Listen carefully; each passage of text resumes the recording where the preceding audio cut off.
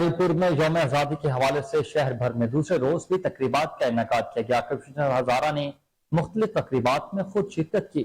Press club میں عہد وفا کے عنوان سے خوبصورت تقریب کا بھی انعقاد کیا گیا۔ راشد محمود کی رپورٹ دیکھیے۔ ہری پور یوم آزادی کے حوالے سے شہر بھر میں مختلف تقریبات منعقد کی گئیں، جس میں ڈسٹرکٹ ایڈمنسٹریشن، تحصیل انتظامیہ کے علاوہ شہر بھر میں مختلف پرائیویٹ اداروں نے بھی اپنی اپنی تقریبات منعقد کی۔ کمشنر ہزارہ عامر سلطان خان ترین نے تقریبات میں شرکت کی اور موٹر وے انٹرچینج پر پودے بھی لگائے۔ اس موقع پر deputy commissioner D P O Muhammad Umar Khan, chamber of commerce کے عہدیدار، ڈی ایف او سردار فہد بھی موجود تھے، جبکہ ہری پور پریس کلب میں عہد وفا کے نام سے گوا ایڈورٹائزمنٹ نے ایک پروکار تقریب کا انعقاد کیا، جس میں ملی نغمے، تقریری مقابلے، ٹیبلو اور جمناسٹک کے شاندار مظاہرے کیے گئے۔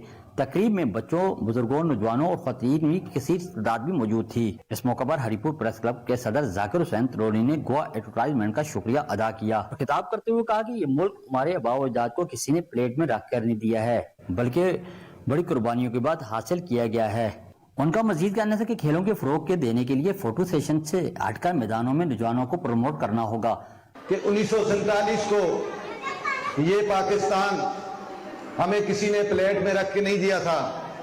اس پاکستان کے لیے ہمارے آباء و اجداد نے بڑی قربانیاں دی ہیں۔ جو پروگرام ہے جسے شہید اختر اوان صاحب، میں ان کا انتہائی مشکور ہوں کہ انہوں نے انتہائی نامساعد حالات میں اتنا خوبصورت پروگرام ارینج کیا ہے۔ تقریب سے شاہد اختر ایوان نے خطاب کرتے ہوئے کہا، سب سے پہلے ہم کو اپنا احتساب کرنا ہے، دوسروں پہ تنقید بعد میں کریں گے، لیکن سب سے پہلے اپنے آپ سے وہ حساب مانگے۔ کیا اس ملک جس کو مادر وطن کہا جاتا ہے، ایک ماں کی طرح اس ملک ہم کو پال رہا ہے، اس ماں کی طرح ہمیں ملک پالتا ہے۔ عہد وفا کی تقریب میں محمد نواز ایوان نے غریب اور معذور افراد کو 2 عدد ویل چیئر، 1 سلنڈر بھی فراہم کیا۔